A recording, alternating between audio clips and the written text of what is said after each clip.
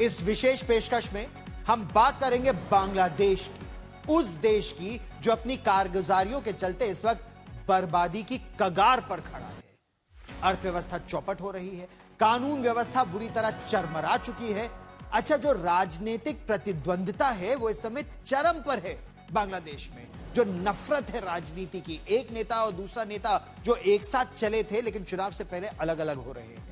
युवा नेताओं की हत्या की जा रही है, उनको निशाना बनाया जा रहा है। हालात इतने बेकाबू है कि इसका खामियाजा सीधे सीधे वहां रह रहे या तो जो हिंदू लोग हैं या फिर जो अन्य अल्पसंख्यक हैं उनको भुगतना पड़ रहा है। हिंदुओं पर अत्याचार इस कदर हो रहे हैं कि एक युवक को उसके काम करने के दफ्तर से बाहर निकालकर मारपीट कर एक पेड़ से लटकाकर जिंदा जला दिया। इसके खिलाफ अब तक ढाका में हिंदू संगठन एकजुट होकर प्रदर्शन कर रहे हैं, बल्कि भारत में भी गुस्सा चरम पर है। किश्तवाड़ में, अब सोचिए जम्मू कश्मीर के किश्तवाड़ में प्रदर्शन हो रहे हैं। तस्वीरें इस समय आपके टेलीविजन स्क्रीन पर है। लेकिन सबसे लाचार है इस समय मोहम्मद यूनुस सरकार और उसके अधिकारी। शिकंजा कानून व्यवस्था से पूरी तरह ढीला हो चुका है। ऊपर से हत्या के आरोपी के भारत भागने की अफवाह को हवा दी जाती है ताकि भारत विरोधी माहौल बनाकर फरवरी में होने वाले चुनावों को उसमें भुनाया जा सके।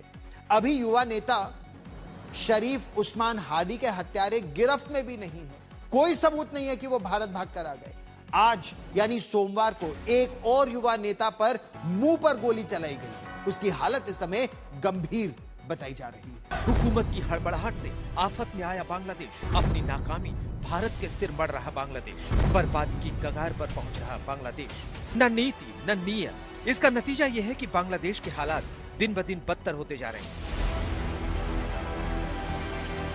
पूर्व पीएम शेख हसीना के तख्ता पलट के बाद से एक तरफ कमजोर सियासी समीकरणों ने बांग्लादेश का बेड़ा गर्क कर दिया है, तो दूसरी तरफ बढ़ती हिंसा हर दूसरे दिन किसी न किसी की जान ले रही है। बांग्लादेश में 12 फरवरी को आम चुनाव होने। पिछले साल शेख हसीना सरकार के खिलाफ देश भर में छात्र आंदोलन करने और तख्ता पलट में अहम किरदार निभाने वाले छात्र नेता चुनाव की तैयारी जोर शोर से कर रहे हैं। लेकिन इस बीच पिछले हफ्ते इनकलाब मंच के उस्मान हादी की हत्या कर दी गई। उसके बाद से हालात और बिगड़ गए।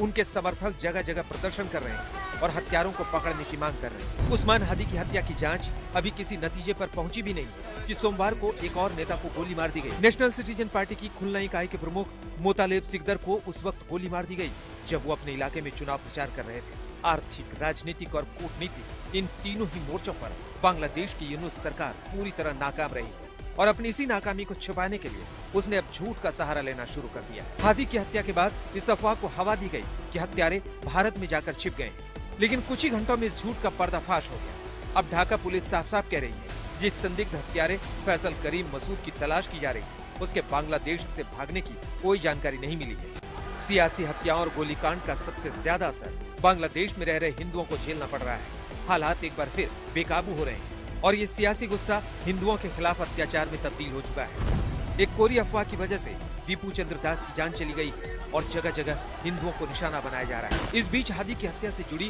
कुछ हैरान कर देने वाली जानकारी सामने आ रही है। जांच में ये खुलासा हुआ कि शूटआउट से पहले बड़ी मात्रा में पैसे का लेन देन किया गया था।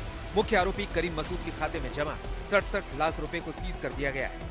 ढाका की सीआईडी ने इस हत्या से जुड़े 127 करोड़ की स्थानीय करेंसी के नेटवर्क का पता लगाया है। पुलिस के छापों के दौरान बरामद कई चेकबुक की भी जांच की जा रही है। सीआईडी ने 200 करोड़ के अनकैश ट्रांजैक्शन से जुड़ी चेकबुक्स भी बरामद की। शेख हसीना सरकार के तख्ता पलट के बाद से ही बांग्लादेश के हालात बेकाबू होते गए हैं।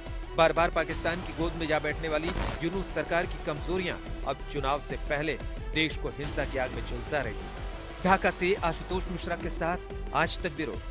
और इस समय पूरे बांग्लादेश की क्या स्थिति है, ढाका से मेरे सहयोगी आशुतोष मिश्रा ताजा जानकारी के साथ हमारे साथ जुड़ रहे हैं। आशुतोष, क्या अब स्थिति पर काबू पा लिया गया है? जो जांच हो रही है हादी के हत्याकांड में और जो एक नया वहां पर एक युवा नेता पर गोली चलाई गई है, क्या जानकारी मिल पा रही है? दरअसल ऐसा लग तो रहा था गौरव कि धीरे धीरे जो कि जब सुपुर्दे खाक कर दिया गया हादी को, उसके बाद गिरफ्तारियां चल रही हैं। हालांकि प्रदर्शन हो रहे हैं। जिस समय मैं बात कर रहा हूं, इस समय भी जो इनकलाब मंच है उसने डॉक्टर यूनूस सरकार को अल्टीमेटम दिया कि अगर 24 घंटे में हत्यारे नहीं पकड़े गए तो मोर्चा और बुलंद होगा। वो तो यहाँ के जो होम एडवाइजर हैं उनके इस्तीफे की भी मांग कर रहे हैं। लेकिन दरअसल हुआ ये कि इसके पहले शांति लौटती, कामकाज खुलते, दफ्तर खुलते, इन सड़कों पर ट्रैफिक जाम फिर से शुरू होता, उसके पहले ही खुलना जो इलाका है वो रेडिकल फंडामेंटलिस्ट का बैस्टन माना जाता है। और वहीं पर एनसीपी भी वो पार्टी जो जुलाई आंदोलन के बाद बनी, नाहिद इस्लाम जो सबसे बड़ा चेहरा, उसकी अपनी पार्टी, उसके ही एक सबसे बड़े नेता को वहां पर गोली मार दी गई। हालांकि अस्पताल में उसका इलाज चल रहा है। और जैसे जैसे ये खबर आती है, चारों ओर फैलती जाती है, तो आप समझिए पहले इनकलाबो मंच वो आंदोलन पे था, अब एनसीपी आंदोलन पर आएगी। यहाँ पर जो बीएनपी का जो जातीय छात्र दल है वो अलग प्रदर्शन कर रहा है कि मॉब वायलेंस को रोकिए। उधर आज सुबह सुबह जो प्रेस क्लब है वहां पर हिंदू संगठन धरने पर उतरे। इसके भी डेली स्टार दफ्तर के बाहर जो न्यूज़पेपर एसोसिएशन है वो प्रदर्शन पर उतरे। मैं गिनती भी नहीं कर सकता। ये स्थिति है जब आप देख रहे हैं कि विरोध प्रदर्शन हो रहे हैं। दूसरी तरफ आपने देखा किस तरह की दीपू दास की जो है मॉब आती है, वो लिंचिंग करती है, जला देती है। उस इलाके में हालात इतने खराब हैं कि मैं फैक्ट्री तक पहुंचा, जहां उसे जलाया वहां तक पहुंचा, लेकिन सारी कोशिशों के बाद भी मैं उसके घर तक नहीं पहुंच पाया। आप समझ सकते हैं कि इस समय जिस तरह का माहौल है, कोई हिंदी बोलने वाला है, कोई भारतीय हो, उसके लिए यहाँ पर स्थिति कैसी होगी। लेकिन आमतौर पर, ये तो भारतीय की बात हो गई, आम बांग्लादेशी भी इस समय अपनी व्यथा भी नहीं बता सकता, वो कैमरे पर कुछ कह नहीं सकता, क्योंकि उसे पता वो अगर पहचाना गया तो संभव तो अगली सुबह नहीं देखेगा। गौरव, आप सुरक्षित रहिए। फिलहाल इस जानकारी के लिए बहुत बहुत धन्यवाद आशुतोष।